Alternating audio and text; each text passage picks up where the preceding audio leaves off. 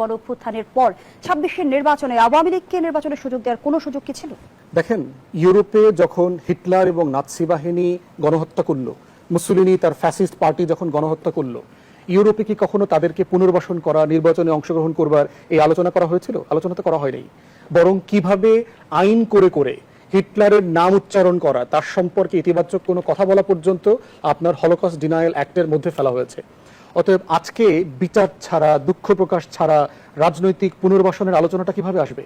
যেই পার্টি কদিন আগে দেখেন আওয়ামী লীগ তার দলীয় লয়ারের মাধ্যমে জাতিসংঘে লিখেছে যে জাতিসংঘের যে মানবাধিকার কমিশনের যে রিপোর্ট ১৪০০ লোক মারা গেছে ২৪-এর গণঅভ্যুত্থানে, এটাকে ফ্যাক্ট ফাইন্ডিংকে চ্যালেঞ্জ করে জাতিসংঘ কি উত্তর দিয়েছে?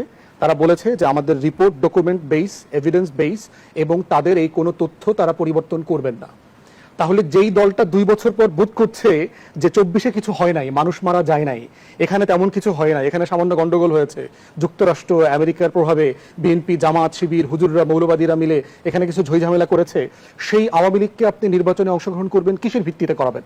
তার বেসিস তো ঠিক থাকতে হবে, তার গুনাহ খাতার ব্যাপারে তো রিকনসিলিয়েশন হইতে হবে। কিভাবে হবে সেটা স্বীকার করতে হবে, প্রসেসের ভিতর থেকে যেতে হবে, কমিটি করতে হবে। আমরা যেটা বলেছিলাম, একটা কংগ্রেশনাল হিয়ারিং এর মডেলে কমিটি করেন, আপনারা এটা নিয়ে বসেন, ক্রস পার্টি বসেন, এখনো বসতে পারে। আপনার যেহেতু পার্লামেন্ট আসছে, যে আওয়ামী লীগ প্রশ্ন আপনি কিভাবে ডিল করবেন, এটা শুধুমাত্র একটা এক্সিকিউটিভ অর্ডার দিয়ে নিষিদ্ধ করে দিলে এটা সমাধান হবে না।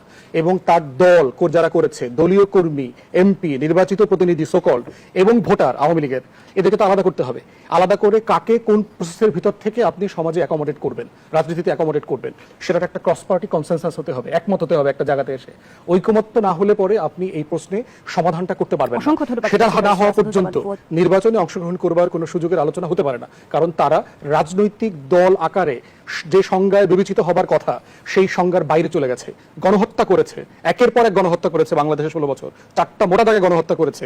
সেরকম একটা দলকে আপনি নির্বাচনে অংশগ্রহণ করবার, তাকে রাজনীতি করার সুযোগ দেবার আকাঙ্ক্ষা এবং মতামত তৈরি করা মানে হচ্ছে আপনি ফ্যাসিবাদের দোষীপনা করবার চেষ্টা করছেন।